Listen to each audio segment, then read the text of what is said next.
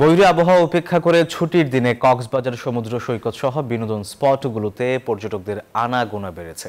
একই সাথে দেশের নানা প্রান্ত থেকে আসা পর্যটকরা সমুদ্র স্নানে মেতেছে। কক্সবাজার সমুদ্র সৈকত থেকে বিস্তারিত জানাচ্ছেন সহকর্মী সিয়াম সোহেল।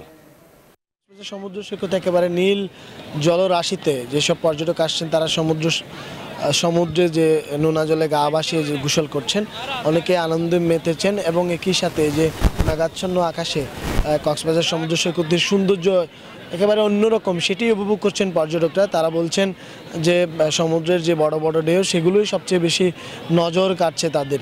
একই সাথে কক্সবাজারের পর্যটন স্পট, অন্যান্য যে পর্যটন স্পটগুলো আছে সেখানেও মানুষজন ঘোরাফেরা করছেন, সেরকমই আমাদের কাছে তথ্য আছে। এবং একই সাথে পরিবার পরিজন নিয়ে যারা কক্সবাজার সমুদ্র সৈকতে এসেছেন অনেকেই সমুদ্রের আকাশে ঘুড়ি ওড়াচ্ছেন, ঘোড়ায় চড়ছেন, জেটস্কিতে আনন্দ উপভোগ করছেন, সেরকমই আমরা লক্ষ্য করছি। কক্সবাজার সমুদ্র সৈকতে যেসব হকার আছে, অন্যান্য যারা একেবারে ছোট পর্যায়ে যারা ব্যবসায়ী আছে, ঝিনুক ব্যবসা থেকে শুরু করে অন্যান্য যারা ব্যবসায়ী আছে, তারা বলছেন তাদের দীর্ঘদিনের যে হতাশা সেটি কাটিয়ে অনেকটাই ব্যবসা সফল, সেটি বলছিলেন। হোটেল মোটেল জোনেও একই রকম অবস্থা।